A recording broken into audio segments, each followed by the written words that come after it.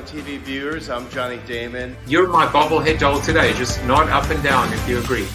Welcome to the show, Mitch. Joel, how are you? Happy birthday to you.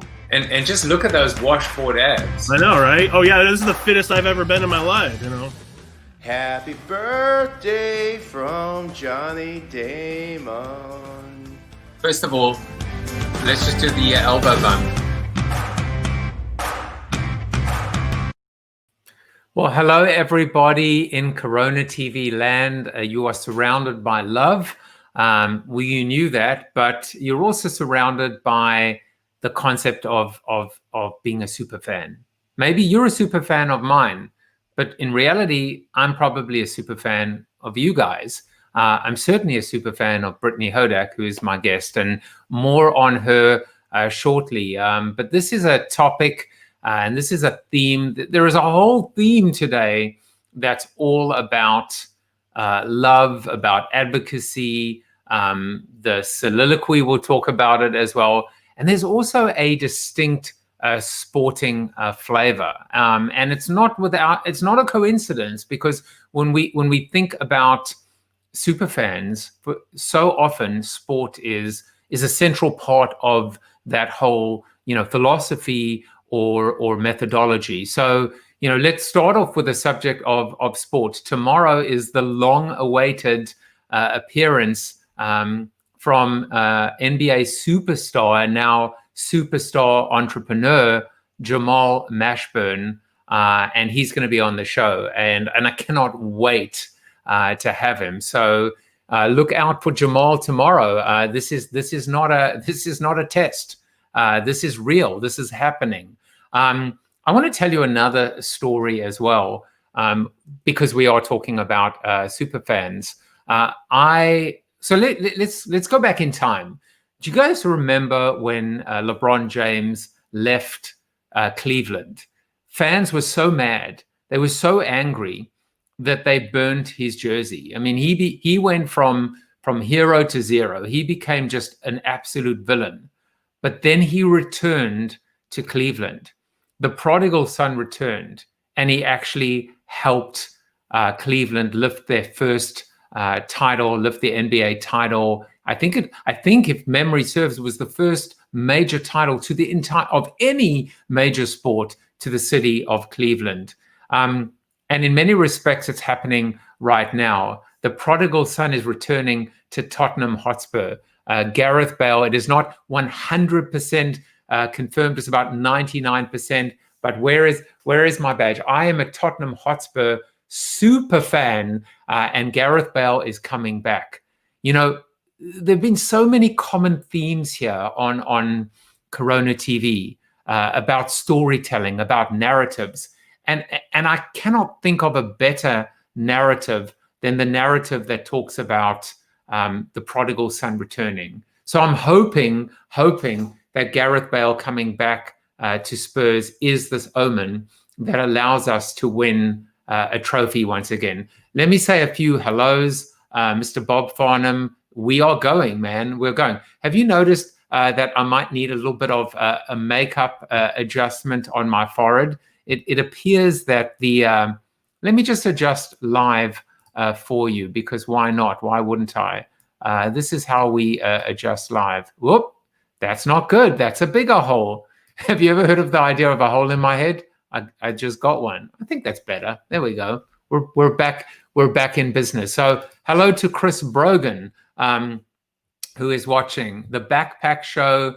I kind of like his show being at 1 o'clock. It's a good lead into this show, but Chris is doing unbelievable things with his daily streaming show. It's normally at 10 a.m. This week has been West Coast week, so he's been at 1 p.m. And I actually like what he's been doing, not only with his co-host, Kerry Gargon, but the fact is that he's actually really focusing on entrepreneurs, and he's focusing on celebrating and showcasing, in particular, women. And I just think it's fantastic. And we need more focus like Chris is focusing on. So watch his show. If you don't know Chris, you might be one of the three people in the world that don't know him.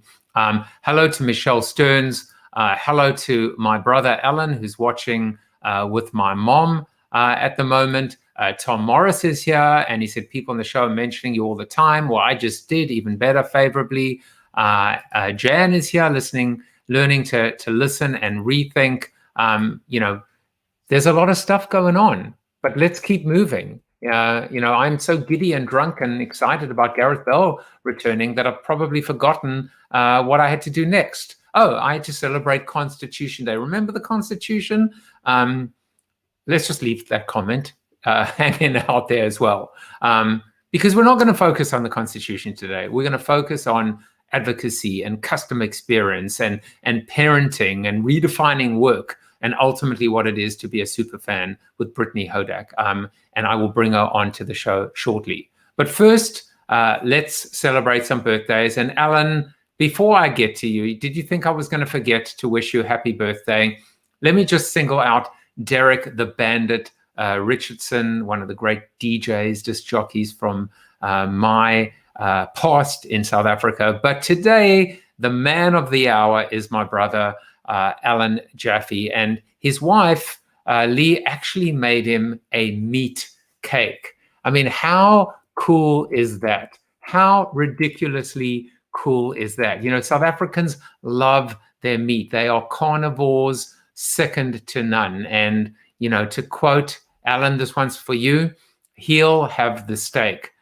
This is a biltong and dried sausage or Droevorst cake, which if you do not like meat, you would probably think is completely gross. And if you do, you would think that is the height of awesomeness. And Tom says, happy birthday to Joseph's brother, Alan. So, there you go. That is what a cake looks like. So happy birthday to all my Facebook friends. Happy birthday to all my LinkedIn contacts. Remember yesterday, there were only 3 people. And I was like, how is it possible that with 20,000 connections, only 3 people would have their birthday yesterday? Well, turns out September 16th, there were a bunch of other people. So happy birthday to you guys. And then, of course, to all my LinkedIn connections that are celebrating birthdays today.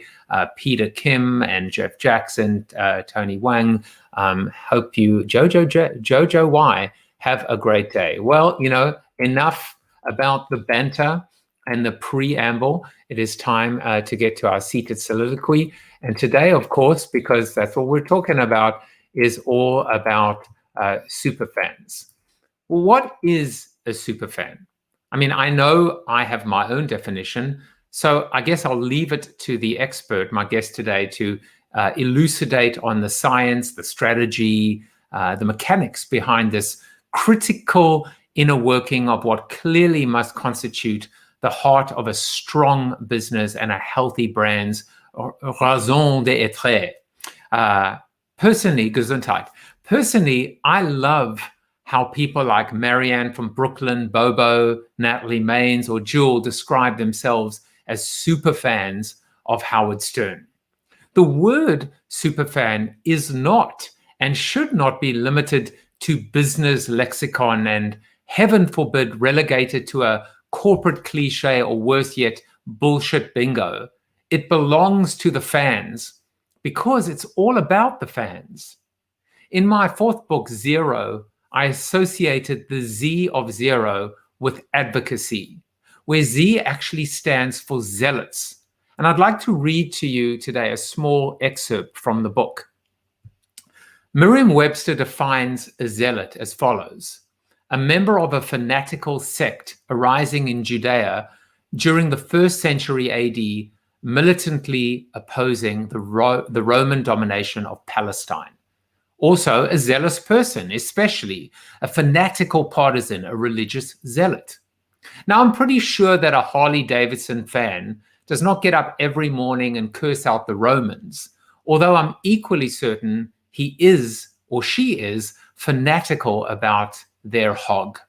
It would appear that the definition itself offers very little in terms of meaningful insight, in terms of understanding advocacy at its purest, except for one very important word: fanatical, as in fan. Fan comes from the word fanatical, as in raving fan, as in raving lunatic.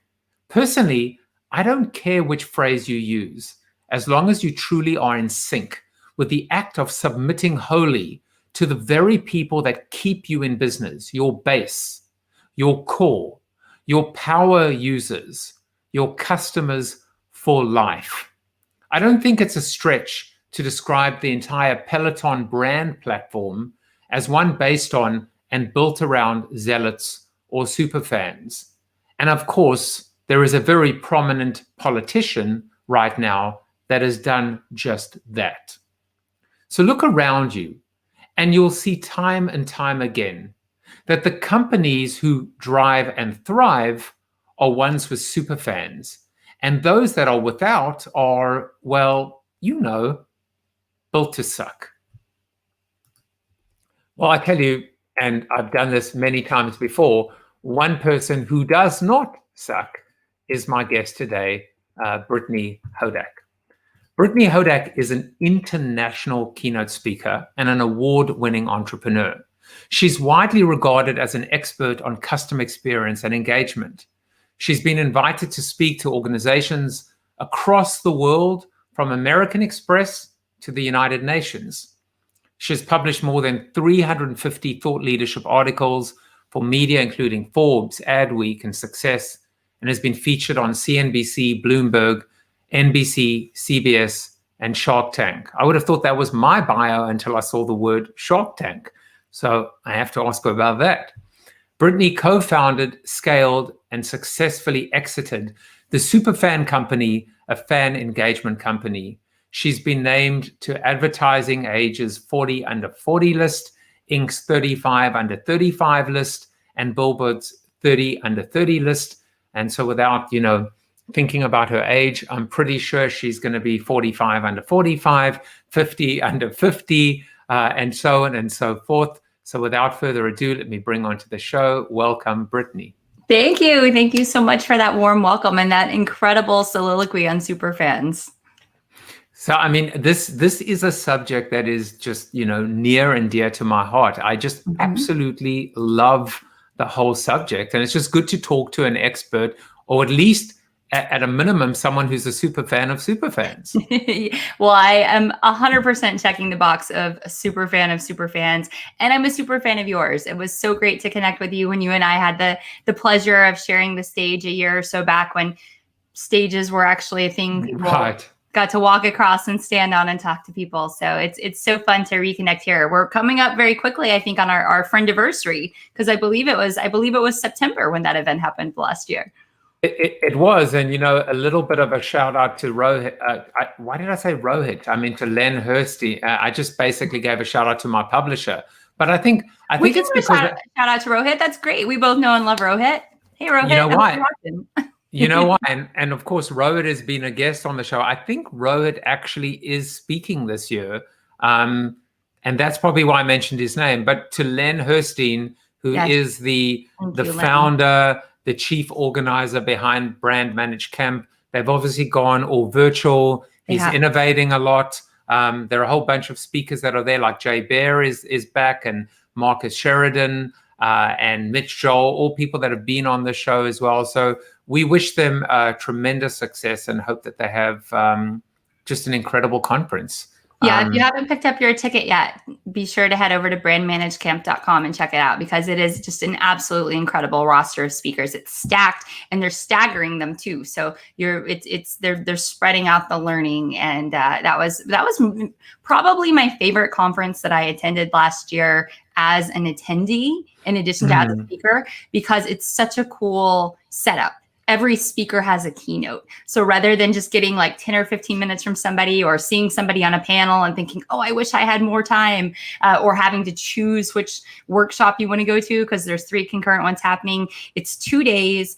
Or last year, the in real life version of it is 2 days and 12 keynotes. So you just have this amazing opportunity to learn from all of these great leaders and all these great experts, which is how you and I connected for the first time, of course. And what I love, I'm smiling as you basically are saying that, because I see what you're doing. You are espousing the virtues of being a superfan. You caught me. It's beautiful, and of course, part of this as well, and we'll talk about that soon, is that, we have no skin in the game. There's no paper placement. There's nothing. There's just the authentic, natural, organic want and need to, I think, help others. And I think that's what a super fan is at the end of the day. They naturally want to build up someone else or something else because of what that someone or something else has done with them and for them.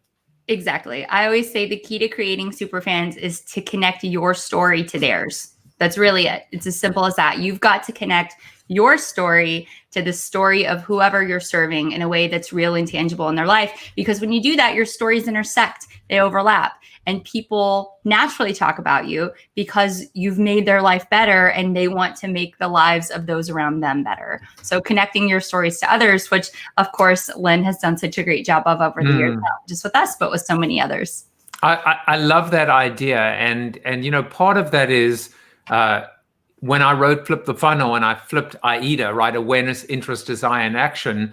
ADIA, the A of ADIA stands for acknowledgement. And it's just unbelievable. And then, of course, the I, there's acknowledgement, dialogue, incentivization, and activation. But incentivization has recognize and reward. But if you look at acknowledge and recognize or recognition, these are two forces that work together beautifully, where these big monolithic corporations or brands or entities or politicians, at the end of the day, when they recognize and acknowledge the little guy or the woman in the street or whatever the case may be, it is an incredible under promise and over deliver. And it just bombards and overwhelms people that something or someone so big would actually care about them. Absolutely. And that's how it happens. That's how you build it. And I always say, creating super fans is the best ROI on marketing you will ever see because it's free. And that's because you can't buy super fans. You can't pay people to love you. This is natural, organic stuff. This is doing the right things, treating the customer the right way so that they become advocates of yours. And, you were talking about sports fanatics at the top of the show, which, by the way, thank you for letting me open for Jamal. That is very exciting. I will for sure be telling people I was his opening act. But I love that you talked about sports, because whether it's sports, whether it's music, whether it's video games, movies, anything across pop culture, what we see is people identify with these fandoms. They're opting into something that they feel like they belong to. And when they do that, it does become a part of their life. And as you mentioned, there's a very prominent politician right now who, I think has done a better job of absolutely any politician in our lifetime in terms of creating that brand and making people feel like they are part of something to the extent that they shun all else, right? Like they are, I would say, probably more on the zealot side than the superfan side, some of them. But it's understanding that once you have that bond, it's so difficult to break. And also, of course, the word base, which was used intentionally and is part of this, is when you feed your base, whether it's, as a celebrity, whether it's as a brand, it's the Z and the R coming together that creates almost this perfect storm. Yes. And so, I always say, whether you like them or not, it is an example that shows the power of superfans. People want to be seen. They want to be heard. There's this great quote I love from Oprah on the final day of her talk show. I'm paraphrasing here, but she said, I've interviewed something like 30,000 people over the years, and all of them wanted exactly the same thing. Every one of them wanted validation. They want to know, I see you, I hear you, and what you say is important to me.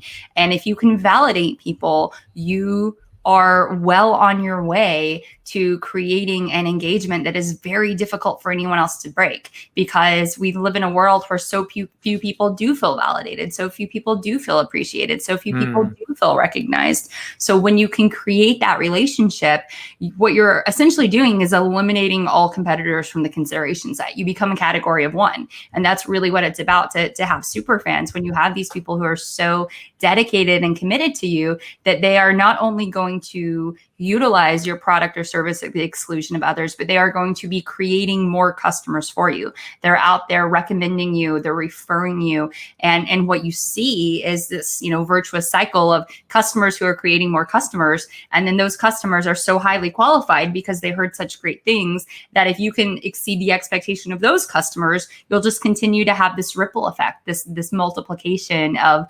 inbound, very highly qualified clients to your business. I have to tell you, I'm loving this conversation for the weirdest reason, which is you've basically forced my entire flow to, you've turned it upside down and inside out, which is awesome because it challenges me to have to be more nonlinear in my approach, and that's great. And you will see why, because normally I would say, well, let's get to know you. Let's talk about the fun facts about you. But we'll get to that later. We'll do that. I'll take a step back. You're driving. No. I want to be a backseat podcast driver. No, I'm saying I love it because it elevates me and my game, by being able to just let the conversation. I'm just saying, this is awesome. Jan says, by the way, organic brand love.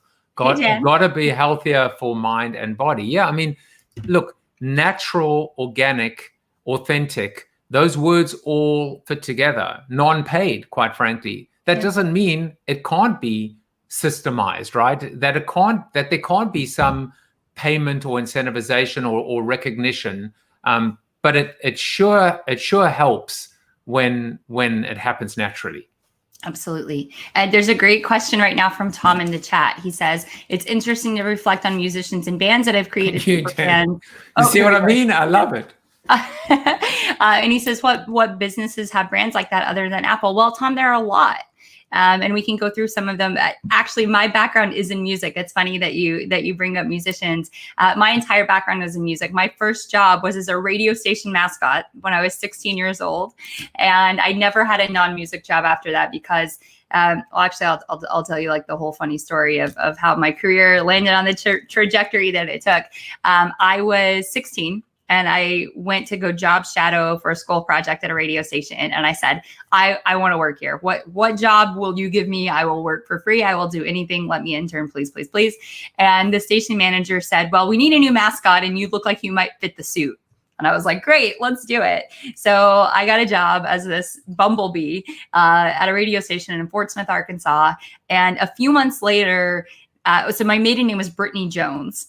And the super popular book series, Bridget Jones' Diary, was being made into feature film, the first feature film. And our promotions manager said, everybody's talking about this Bridget Jones' Diary movie. We've got a Brittany Jones. What could we do and call it Brittany Jones' Diary to kind of like, have a fun promotion around this hype? And around the same time, the movie Almost Famous was coming out and everybody was talking about the big Cameron Crowe film. And obviously it was a radio station, so there were a lot of tie-ins. And the promotion manager said, can you come up with an idea that sort of fuses those together? And I said, well, yeah, why don't we just, what you were always talking about, we want to drive people to the station website. What if I just interview artists and create content for our website and we call it Brittany Jones' Diary? And it's just like the story of me hanging out with the people who are coming through town to play. And to my absolute shock, as again, I'm a 17-year-old kid at this point, she says, yeah, that's a great idea. Just make a list of the shows you want to go to and we'll have the graphics team put something together. And I was like, what do you mean? And she was like, yeah, let's do that. Do you know HTML? And I was like, no, but I can learn it. And she was like, okay, cool. I'll set you up with some logins. We'll create Brittany Jones' Diary and that can be your thing. Like, can you start doing that immediately? And I was like, yeah. So as a 17-year-old kid, I was literally getting paid to hang out with rock stars and then brag about it on the internet. Like that was my job. So that completely spoiled me from ever having a real job. Like at that point, it was clear I was going to work in the entertainment industry because I was like, wow, people will pay you to hang out with famous people. Why did no one tell me about this in high school? This seems like such a better career path than anything I've ever heard of before. So I was blogging before blogging was a thing. But what really fascinated me, even as a kid and all the way up through, that was 20 years ago, the through line of my entire career has been how people connect and engage with the people and the things that they love. So you know, that was my high school job. That led to some college jobs at record companies, which led to a cool job at a record company in New York after graduation, which then led to me working at an entertainment ad agency. And then after 5 or 6 years in New York, I started my own company, an entertainment agency that I ran for 8 or 9 years. And the through line was always, how do we put customers first? Like, how do we put the fans first? Because what really bothered me when I worked at record companies was profit was always number one. It was always about, how do we maximize profit? It was like, profit was number one, the artist and their art was number two, and fans were third. And I was like, this is backwards. We have to flip this. We have to put the fans first. Everybody's freaking out about, you know, record companies losing millions, hundreds of millions, billions, you know, just so much money when everything shifted to digital. And my insight was, well, like, of course people are downloading music. Of course people don't want to go spend money on a product. You've A, been price gouging for a very long time, and B, you're not offering people anything that is superior to what they can get online. Like, why would somebody get in their car, drive to the store, spend all this money to own a CD? Like, what does that mean? No one cares about a CD. Like, let's create products that put the fan first. Let's create things that people want to actually own because there's value being added, not just, we're going to do this thing this way because that's what's going to maximize our profits. So I was always very driven by this obsession with the fan and putting the fan or the customer at the center of the conversation and serving them at pretty much the exclusion of all else. And so that led me to start my own agency, which I ran for several years. I worked with some of the biggest entertainers on the planet. I worked with some of the biggest brands on the planet. Walmart was actually our first client, who we did probably close to 100 projects with them over the first 6 or 7 years, with, again, some of the biggest entertainers on the planet. And as we started doing that, I started doing more and more brand partnerships as part of these entertainment partnerships. And as I, you know, was doing deep dives into these brands, what I learned, to Tom's question, is that the exact same psychographic factors that make somebody over-index in their affinity for an artist happen in brand world. It's the exact same thing. It's the exact same connection. It's the exact same feeling. The reasons that some brands develop cult followings and blow up and become huge and grow and grow and grow and grow are the exact same reasons, from a psychological standpoint, that some artists break out and become giant superstars and grow and grow and grow when others completely fall away and go away. It's exactly the same. No, I was going to say, there is such a beautiful simpatico with David Meerman Scott.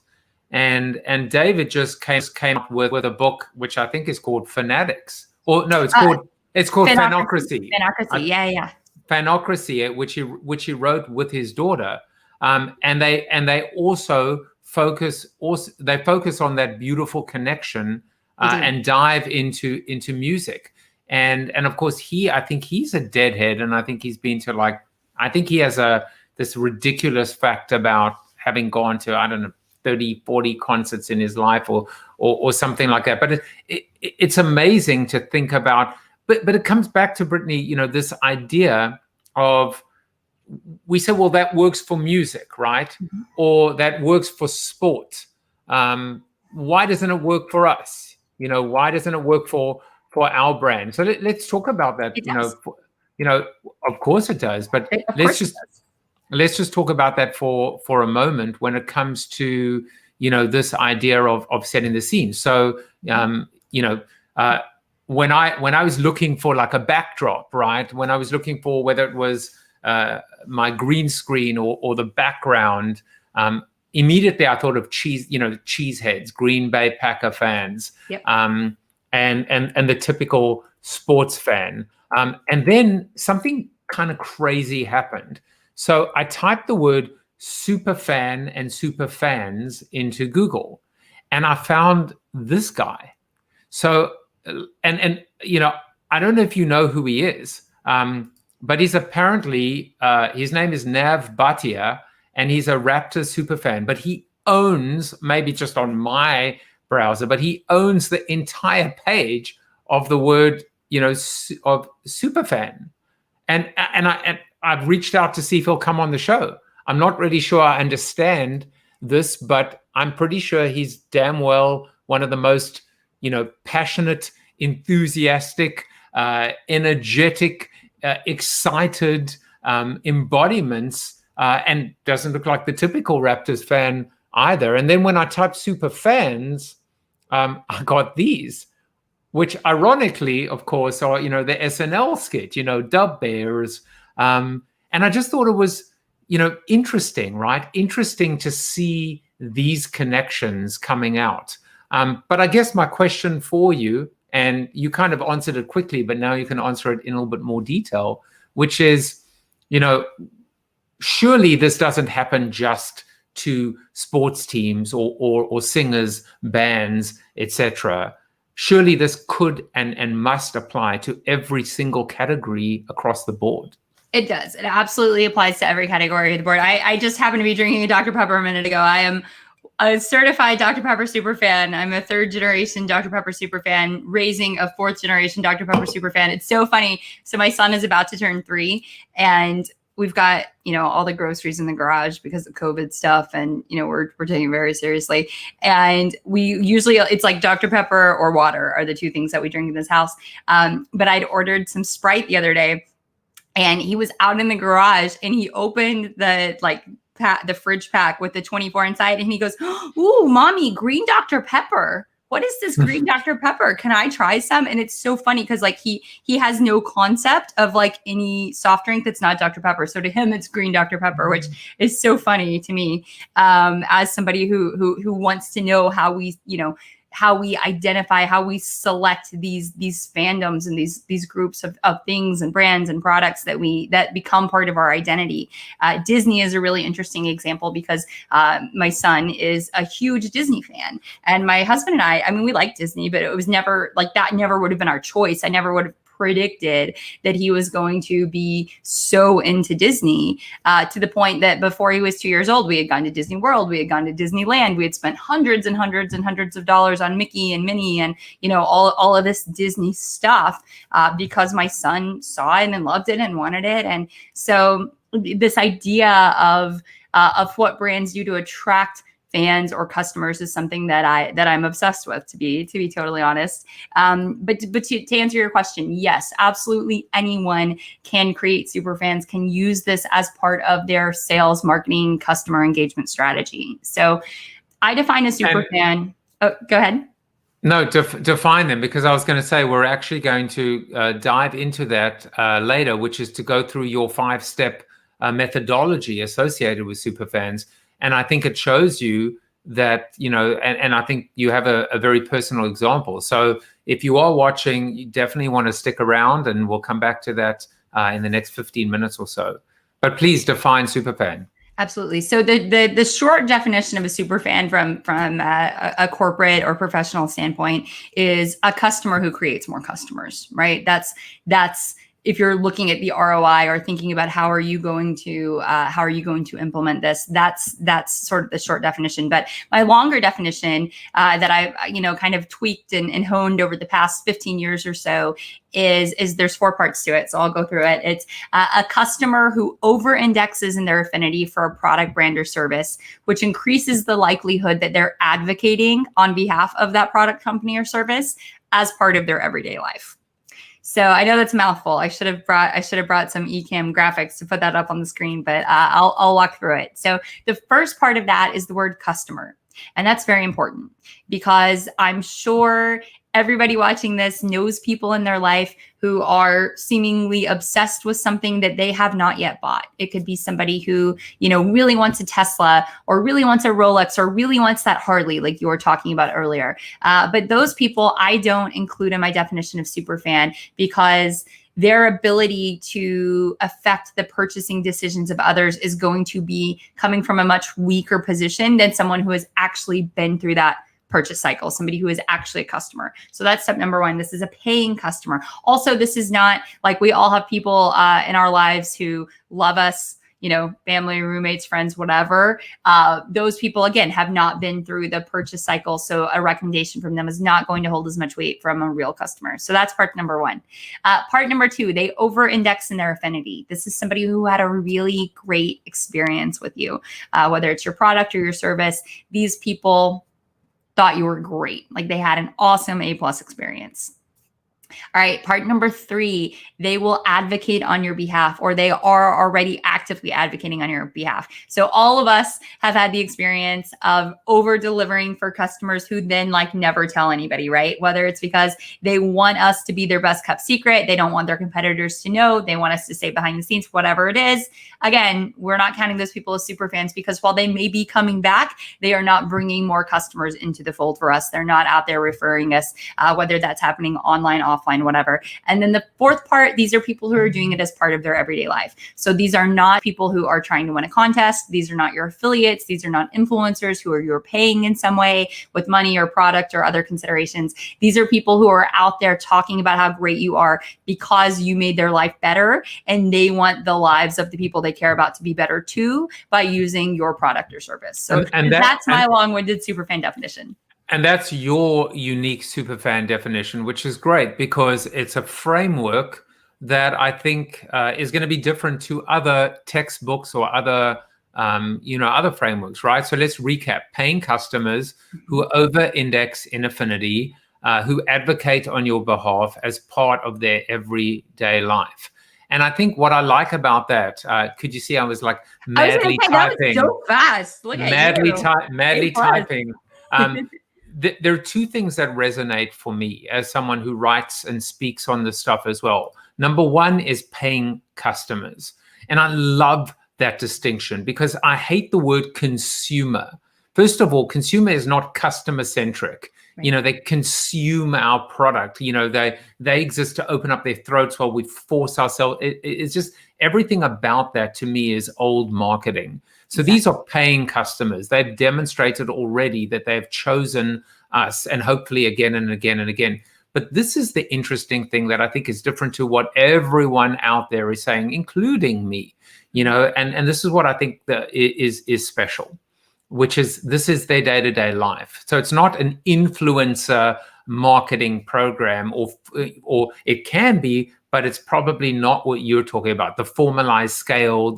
Tesla has a program where people are recommending new Teslas, but that's not a superfan. That is an affiliate influencer advocacy program, which is different to one that taps into superfans by your definition, correct? Yes, that's correct. And, influencer marketing, referral marketing, affiliate marketing, like so many other things, we broke it, right? Big companies came in, they broke it. It's built to suck, right? And that's because people can't trust it anymore, right?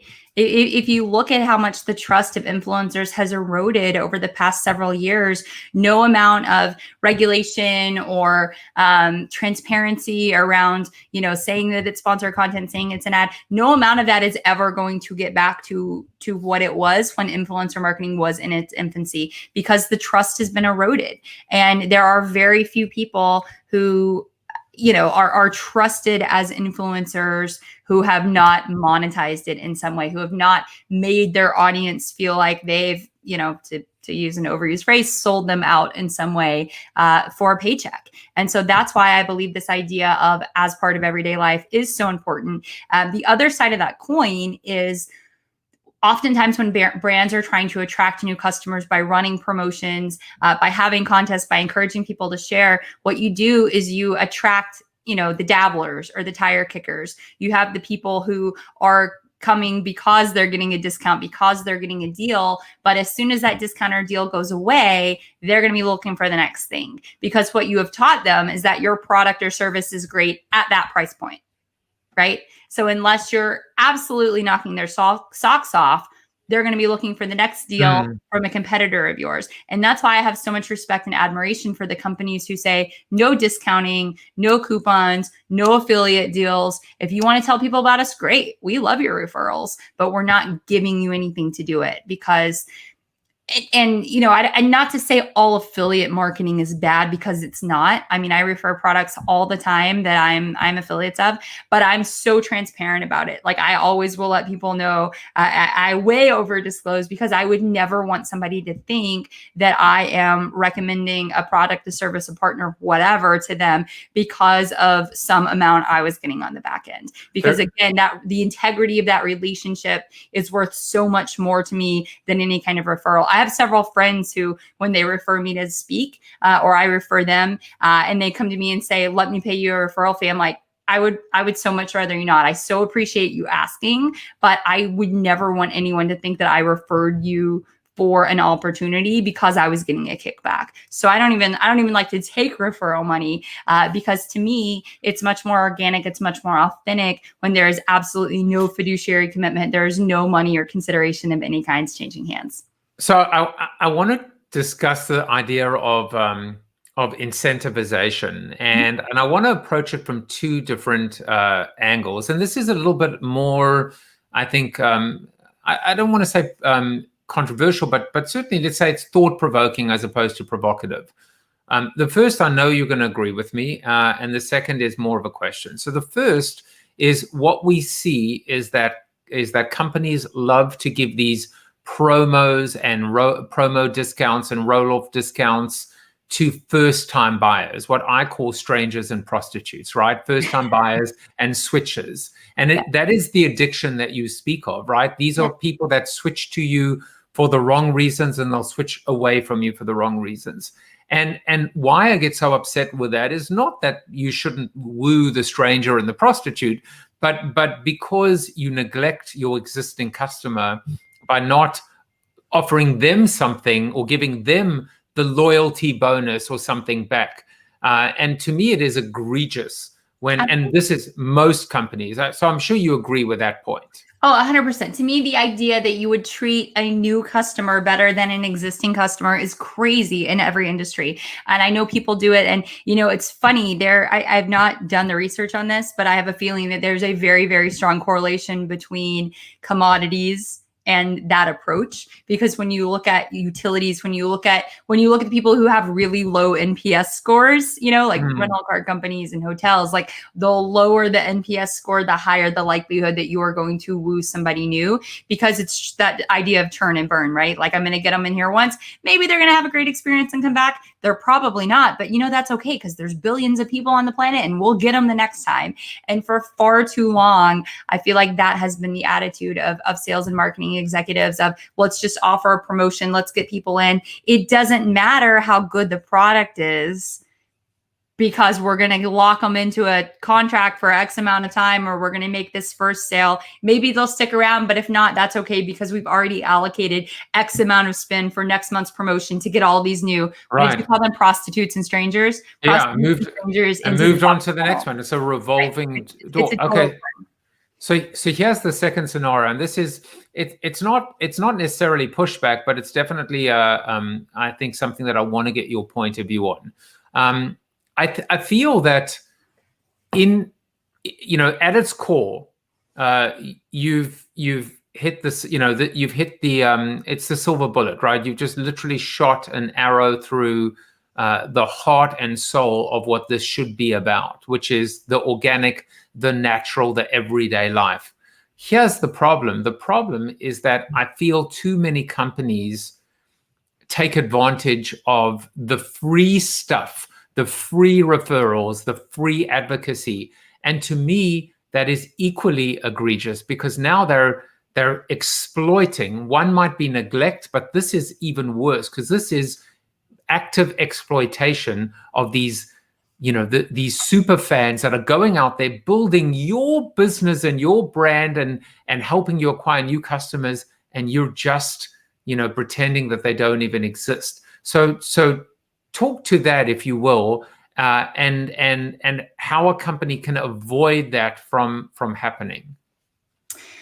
Yeah, I mean, what comes to mind are all the obviously multi-level marketing companies and organizations out there that are doing exactly that, sort of trying to build a reputation or a brand on the backs of people that they espouse all of this love for, but aren't actually following through on it, right? They don't actually feel that. And honestly, I think it's disappointing at best and predatory at worst, honestly. I mean, I think a lot of that is it's like predatory marketing. And I actually had somebody, a potential client a couple months ago, that called me, and we were talking about sales, and I was walking him through like my framework for creating Superfans.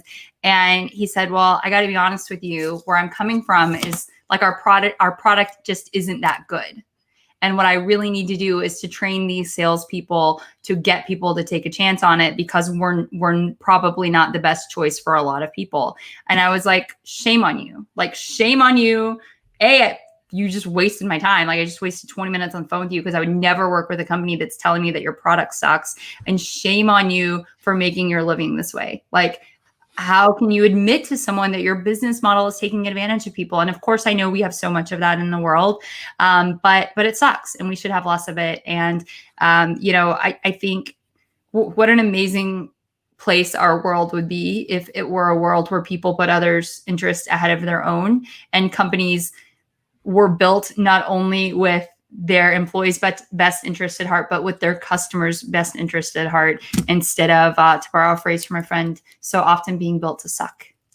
Yeah, I mean, that sounds like a book that I should write one day. I bet it would be really popular. And if only I had a copy of it handy to flash in front of the screen, but that's not what this show is about at all. Oh man, I should have totally done that. I feel I've got it. I've got it here, but this is not what the show is about. But I will say that, speaking of which, Tom did say, I'm already a super fan of both Brittany and Joseph. If I can just pay for something, so I think what he's saying is he's jumping on the paying customer definition, and so I think. I mean, just Venmo Jaffe Juice, okay? Just Venmo Jaffe Juice. It's very simple. Split it. Yeah, exactly. There's no referral codes. He's gonna pay me out as an codes. affiliate because he knows I like that. So one comment that just came in, and he said, amen, preach, sister. I love the shame on yous. Well, Brittany, I think there's a very interesting kind of litmus test that we're almost like building a philosophy live on the air together, or adding onto your own philosophy. But this is the part of the show where I say, guess the quote. And I went and looked for a quote on Superfans, as opposed to loyalty or advocacy or even zealotry. And there wasn't actually much out there, but I did find this one. And no one is a super fan of anything that doesn't make them feel special. And so, do you know who said that? And I'll, the softball clue is, seems like there are no quotes on Superfans out there with the word superfan in them, except for one bloke who wrote a book on Superfans. I'm guessing this is probably from Mr. Pat Flynn, if I had to put money in the game. That would be from Pat Flynn. All right. Yeah, Pat is awesome. Pat talks a lot about Superfans. He and I come from very different worlds. He is obviously from the micro entrepreneur influencer world, where my background is more about corporate scalability, and of course the entertainment, but yeah, and it's true. And it's, I have actually, can I plug a product? Can I take this opportunity to plug a product? I know we're going to use my framework in a bit, but I actually have an acronym that I share a lot. That's sort of like a how-to, and that acronym is WAVE. Because anytime somebody says hello or goodbye by waving, I want them to think about this. And it's kind of like my Maslow's hierarchy of needs. Look at all the waving. Hey guys, my Maslow's hierarchy of needs for fandom, and to create a super fan, to create an environment to where a potential customer or a new customer can become an engaged advocate for you. There's a 4-step process, and that acronym is WAVE. That stands for welcomed, appreciated, validated, and engaged. And these are the 4 steps that you need to actively try to make every one of your potential or current customers feel, to get them higher and higher on that pyramid, because each one builds on the wave on the level before. So if anybody would like to sign up for my brand new, totally free mini e-course all about the Superfan wave, just go to my website, BrittanyHodak.com. There's a little free stuff button. Oh, look at you. Look at these graphics. You're a pro. So you can get it. It's 5 days worth of emails. Every day is just a quick lesson about and it's free categories, and it's totally free. So I'll give you your money back if you hate it. Yeah, and there's an ebook that goes along with it. The ebook actually came first, and then I thought, oh, I should turn this into a video course. So it's super simple, but every day there are some fun challenges and action items for people to take, because, you know, to the point of Pat's quote about not being a super fan of something that hasn't made you feel good. This is about how we feel. This is about, you know, how often have you been turned off by spending money at an establishment with a company immediately because of the way you were made to feel, either when you went to their website or their social page for the first time, or when you walked into their physical location for the first time, back when we lived in a world where you could actually do that. You were made to feel unwelcome. So that's the very first thing. And then, you know, if people are interested, they can get the course, they can go through it. So we're going to spend the last 10 minutes or so talking about this step process, but I just want to call out 2 points which I think are important. One is I think you can be a super fan of yourself.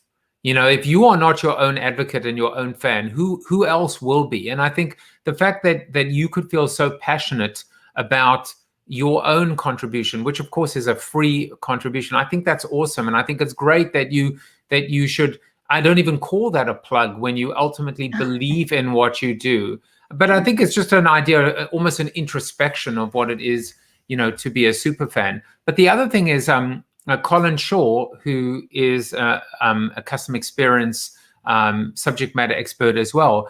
He speaks about asking golden questions, and I think there's a golden question that comes out of that quote about making someone feel special.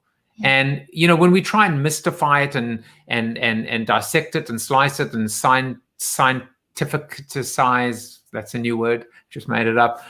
Sometimes we forget. It's just like, you know, this is humanity, basic humanity.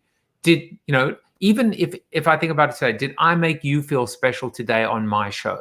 Did I make you feel like you're the more important than Jamal Mashburn? I hope I did. And I hope Jamal's not watching or listening right now. But that's the goal. And it's like an eye-opening moment for me, just to like kind of think about, this is a way to demystify superfans. Just make someone feel special. I mean, stop, you know, overcomplicating it, you know? That's so much of it. Yeah. It's funny. You know, I talk about customer engagement, sales, marketing. A friend of mine joked to me, probably it's been almost a year at this point, because I moved into speaking after I exited my company. And she said, wow, I love that you're basically getting paid to tell people, hey, if you're not an asshole, you'll probably make more money. And I was like, that's so funny, because that is you know, that's obviously like a very small slice of it. But then the other funny thing, you mentioned we were talking about books, and I'm working on my first book right now. And my son, who is almost 3, came in my office a couple of weekends ago, and he said, Mommy, what are you doing? And I said, baby, I'm working on my book. Like, I can't play right now. Mommy's writing our book. And he said, what's your book about? And so I tried to, you know, distill it into language for a 2-year-old, you know, kind of trying to tell him what I was doing, fully expecting him to say something like, that's totally boring, you should write a book about Mickey Mouse instead. And I told him, and he kind of looked at me for a second, and he said, oh. And I said, well, what do you think, Cato? And he said, I think you should tell the people to listen and be nice. Cato? You mean your son, Cato? I do mean my son, Cato. That's not my son, Cato, but that is a very cute picture. I wish my son, Cato, had that much hair when he was born. And this is a little fun fact about you. See how I'm working backwards now, which is you want to say what's so special about the name Cato? Well, what's so special and so fun about the name Cato is that if you look at it on screen, and it's actually my last name Hodak in reverse. So my husband and I were trying to think of a name for our first son. And once I got this idea in my head of Cato, I was like, well, clearly we can't do anything else. We got to name him that. So he's our little palindrome, Cato Hodak. All right. So if you want to find out more about Brittany, because we're going to give her 5 minutes to talk about her process, but in the Zoom, this is a little plug for our little Zoom after show where you can interact with Brittany and myself, where you can find out about her Guinness record. Oh my God, I love that composite. You can find out about her Shark Tank experience. She's been on Shark Tank, and about her company that she pitched on Shark Tank. There is so much. We can even get into the base and the zealotry, if you want, of politicians, and it doesn't It's even have to be actually my political. tattoo. I'm trying to make tattoos great again. So thank you for showing everyone the close up of my So thigh. yeah. Just What? kidding. That was you? All right. So in the final 5 minutes, I would love for you to talk about the Superfan system. We'll go through the 5 steps. And if there's time, it would be great if you gave us an example. Yeah, absolutely. So what I have learned from doing this for years and years and years is that to win in today's world, being great is no longer good enough. If you want to win, you've got to be super. At whatever you're doing, you've got to be super. So as I was researching this and trying to put this into practice for my own clients across the board in entertainment and corporate marketing and sales, I looked at what does it mean to be super and how can we do that? How can we put it into action? And so I came up with a 5-step process. It's super easy to remember because the acronym is SUPER, S-U-P-E-R. S stands for start with your story. And when I say start with your story, I don't mean lead with your story when you're talking to people. I mean, you've got to know your story. You've got to be able to position yourself in a way that sets you apart from everyone else who's doing what you do. I am always blown away when I talk to salespeople and I say, why are you the best option for me? What do you do that nobody else in your market does? Or what do you do better than anyone else? And people are like, I don't know. And I'm like, well, if you don't know, how in the world is your customer ever going to know? You've got to figure it out. And just like every superhero has a superpower and has an origin story that led them to the point where they're at, you've got to do the work and figure that out. So storytelling and positioning, that's the first step. That's one of my favorite things to help people with, actually, because once you figure it out, it changes the way you talk about yourself, your business, and really your life forever, because you've really, done the work to figure out what all of the posts along the way have done to lead you to the point where you're at right now. So that's S, start with your story.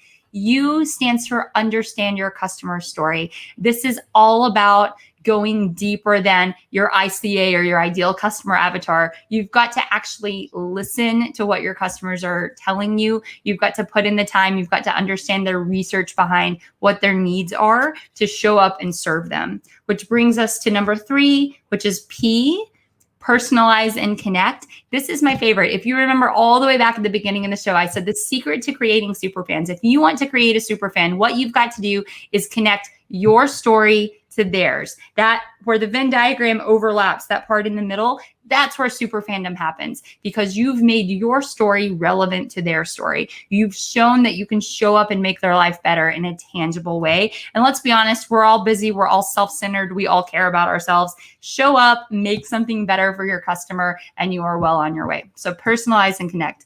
E stands for exceed expectations, doing more than people thought we were going to do, taking great care of them. Obviously, when I do deep dives into this is about gratitude. This is about giving at scale. This is about creating systems around going above and beyond. And then the final letter, R, repeat. It's all about the automation, the technology, the systems, the practices that we need to implement to make this part of our everyday life, part of our routine for every new customer deal, et cetera, that we do. Well, that was super, and you did it super succinctly. Thank you. Should we give a quick example, or should we hold the example over to what? How about a personal example? How about a quick personal example of super in action? Yeah, so I love it. And this was actually when, Joseph, that you mentioned that you saw in a demo video of mine and wanted me to tell. So several years ago, somebody who I didn't know reached out and said, can I get on the phone with you for an hour? I have some questions I really want to run by you. This was an aspiring entrepreneur. And I said, absolutely, let's get on the phone, let's talk. And at the end of the call, he said, how can I pay you back? And I said, pay it forward to somebody else. You owe me nothing. I've enjoyed our conversation. When somebody reaches out to you and wants help, help them. And he said, okay, thank you very, very much. And I thought, we'll connect on LinkedIn. Maybe I'll talk to him again another couple of times. He deep Googled me. Like, he must have done some crazy research because he found the obituary of my father, who had passed away a couple of years before that. And my dad died in 2012. I think this was like 2014 or 15 that this happened, this conversation happened. So Colin is the guy's name. He found that in the obituary, we talked about that we were establishing a fund at our high school for kids every year in our dad's name. He called the high school. He got the information to make a donation, made a donation to the fund, and then emailed me saying, you know, I saw that you and your brother did this thing. That's so great. Your dad sounded like a really great guy. And I was honored to make a small contribution as a thank you for the time that you gave me. So talk about like a punch to the gut, right? Like somebody who I thought, you know, this is going to be a casual person, did something to immediately cut through all the layers to connect on a human level. He connected his story to my story in a way that absolutely exceeded my expectations and was so personal and connected so well that it became the first step in what has now been a multi-year friendship between the two of us because he tried harder. Incredible. And I think that is the message to people out there. You've got to be the Avis of customers or brands. You got to try just a little bit harder, and we can all do better. We can all be better. And I just love that personal story. So Brittany, we have to go. We have to go sadly.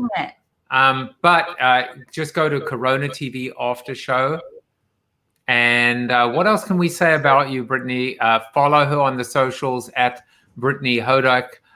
Find out more about her at BrittanyHodak.com. Sign up for her free series of videos, the Superfan Wave video course on BrittanyHodak.com. Support Brittany because she is phenomenal, fantastic. And I think the embodiment of loving what you do, doing what you love, and spreading some love. And Lord knows we need more of that. So Brittany, final word to you. I just want to thank you for having me on the show. This has been so much fun. And everybody who's coming to the after show, please come prepared to tell me what you are a super fan of, both in the pop culture side of your life and the brands that are making your life better. Take care, everybody. I will see you tomorrow with Jamal Mashburn. Bye-bye. Bye, guys. Thank you for watching Corona TV with your host, multiple author and global keynote speaker, Joseph Jaffe. Corona TV is the show about hope, positivity, optimism, and if there's time left over, a little bit of marketing. The after show on Zoom starts right now at bit.ly/Corona TV After Show.